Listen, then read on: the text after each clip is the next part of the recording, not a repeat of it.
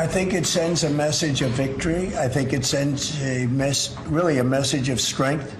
We're very strong. We're much stronger than anyone would really understand. And again, having the great equipment, we have just so much better. You look at all of the, just any of it, submarines as an example. We're 20 years ahead of anyone else. Nobody even compares. And I let a lot of this happen in my first term. We totally rebuilt our military. And of course, you had that catastrophe in Afghanistan where they gave up a lot of the equipment, but a relatively small amount, but a lot.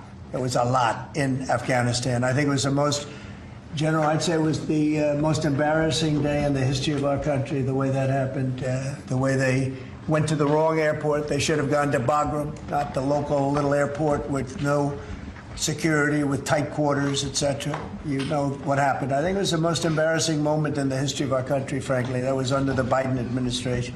That was terrible.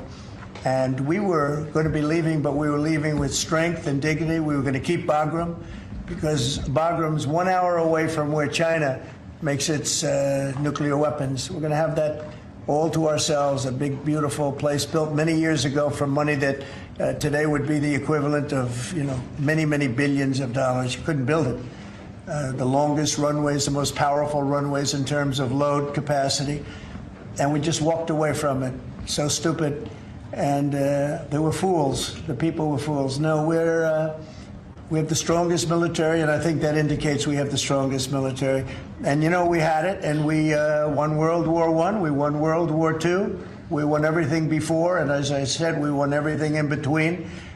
And we were very strong, but we never fought to win. We just didn't fight to win.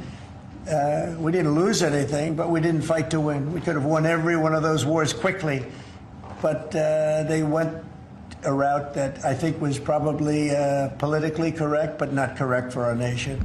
So I think the Department of War sends a signal. Yeah.